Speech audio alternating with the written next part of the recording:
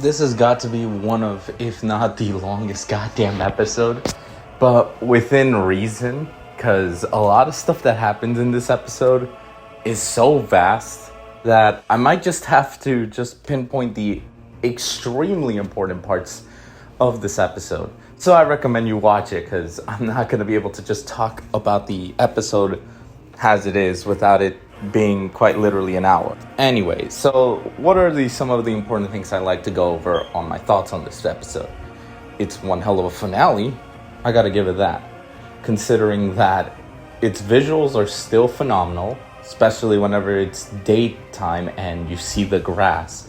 I just love that goddamn animation of the grass. I like the stakes here. This season has sort of suffered a bit with the stakes. Because, yeah, these are upper moons, but they don't give the same vibes of what Akaza was, or what Gyutaro and Daki were in terms of being troublesome. But this one, it was a lot more clear that Tanjiro not only learned how to basically do a bit of thunder breathing technique, because he was able to move at such hyper speed to catch up to Hantengu, but as Hantengo grows, he becomes a giant-ass annoyance of himself, gets more mad that he's not being pitied, and then just eventually starts chasing after a few swordsmith people that are nearby. The sun is coming back up. It's daytime. And yeah, Tanjiro managed to cut the giant one and realizes, oh no, I have to protect Nezuko. However, this giant one isn't the real one. So yes, he's basically in a pickle. Something that is interesting. Have the main protagonist either have to abandon his sister to her fate to kill Hantengu, or be forced to have to sacrifice, well, 3 swordsmiths to save his sister. A very hard choice for most. That's what I like about Tanjiro. Like, he's not just the perfect protagonist or bland. He has emotions. He's knows the stakes, and he is so caught up with wanting to save Nezuko more, but he knows what he has to do, so he's very torn up. And just watching Nezuko being burnt is such a heart-wrenching feeling, especially the animation of how she's being burnt. I don't know what to think to that. That was like, whoa, they really put a lot of emphasis on this. And yes, in the end of the day, Tanjiro couldn't make the choice. He was basically unable to, so Nezuko took the chance, showing that she's, well, one of the demon slayers in essence, by throwing Tanjiro all the way towards Hantengu's direction. That way he has the chance to stop the upper moon. And just as this is happening, we get to see basically their adventures in season 1 and season 2, basically flashbacking, because at this point, yeah, Nezuko's gonna die, and she's kind of okay with it. And it is just the music and the visuals, it's just heartbreaking.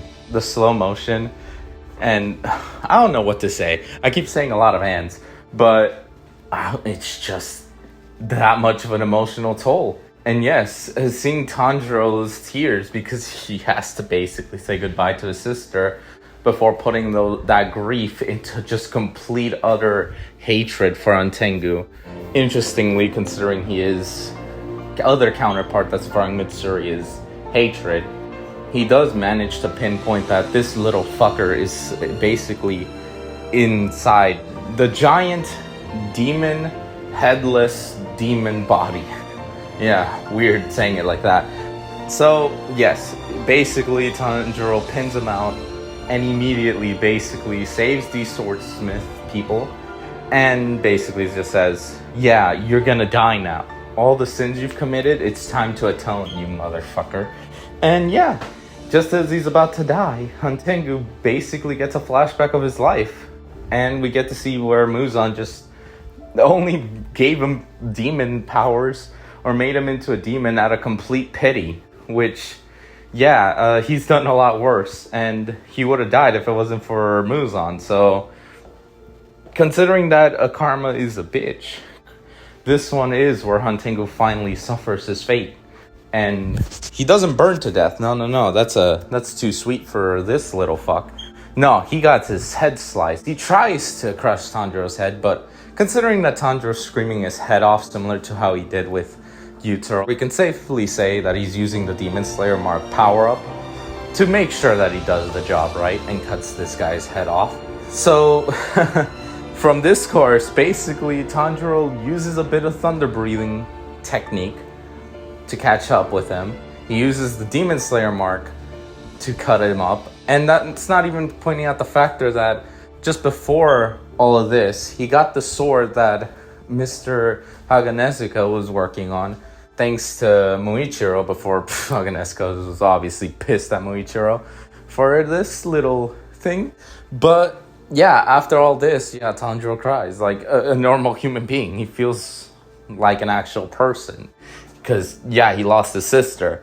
Only for that to be discovered that, no, his sister had survived and is now able to withstand the sun. Before we get to the Muzan stuff, I'll save that till the end, because it will fit better in this case.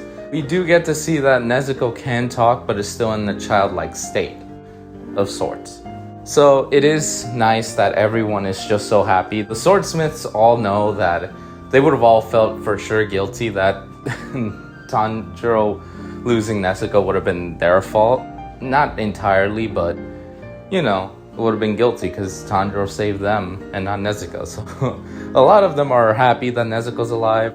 I believe Genya is happy because this is kind of a reminiscent to family, how he lost his brother and sister and only had Sanemi, so he sort of understands to a degree that this was something that Tanjiro needed, not to lose a family member.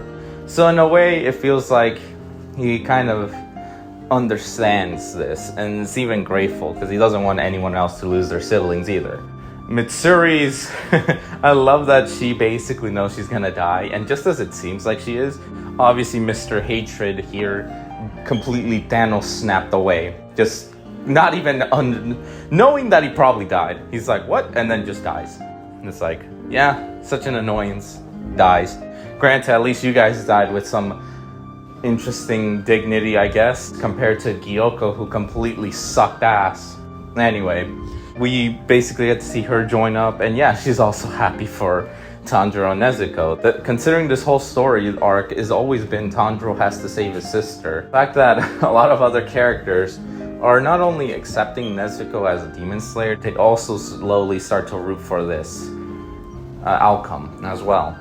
And we even get to see Tamayo and Yuichiro. Tamayo is writing a letter. This letter contains information that, Nezuko is going to conquer the sun, as her blood is just oddly different. And as shown, she conquered the sun. We do get to see more funny with Haganezuka completely pissed at Tanjiro for using the sword. So another funny ensue of Haganezuka angry. We get to see a little more with the other swordsmiths. Kind of everyone's just happy for Tanjiro. The main guy basically bringing on the Haganezuka, who's hiding later on in the episode, just kind of like, come over here. And he's just all like a child. And Tanjiro basically thanks him because, they both kind of need each other. As much as Haganezuka's a crazy nut job, he does want to make swords for people. And Tanjiro is so kind-hearted, he's willing to pull it up with, his shenanigans. So they basically are made for each other in a sense. And that's it. Basically, Tanjiro is praised by everyone in the Swordsmith village. And he and Nezuko are going back to the Butterfly Mansion to basically wait for the new sword. So that's how we end that part. However, we do gotta go over the Muzan stuff. We basically get to see his backstory. Sort of. The only way I can sum up is that Muzan is as impatient as usual, considering he knows he's gonna die before he reaches 20, and he is constantly hating on everyone, saying that everyone deserves to die. So he kills the doctor since apparently the medicine the doctor gave him is not working. And what a big mistake that was, because even after it is eventually shown that it actually worked, it just made him into a demon, and one that can basically not go in the sun. So he completely messed himself up. And had he had just a tad bit of patience, he probably would have been immortal from the start. But no, he chose to kill him, gains the powers of a demon with its side effects.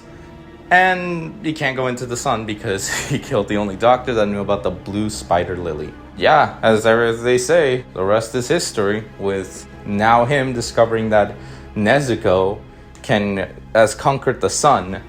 That excites him enough to kill not only the so-called mother of the boy he was impersonating, but also the maid, and just walks out. I can't help but find that just baffling. But yeah, moves on as either find the blue spider lily or find a demon that will just conquer the sun. So now that we have the true threat or the true stakes now shown, as Tanjiro is trying to make sure his sister becomes human again, now has to deal with the fact that Muzan wants Nezuko absorbed into him so he can become the ultimate being. Sounds like Cell, honestly. Become the ultimate being that can not only withstand the sun, but is unkillable. And yeah, that's how we'll end this season. This season, as much as I have seen discourse that visuals, everyone can agree that it is good. But I mean, I can understand the stakes. This was the setup to basically what is the next final few arcs. Nezuko's life is in danger now, and the Demon Slayer Corps are gonna have to really put it together because Muzan's coming. And what it is now, it was just the calm before the storm. Anyway, if I gotta rank this episode, it's gotta be the highest. Longest and highest. What a damn season.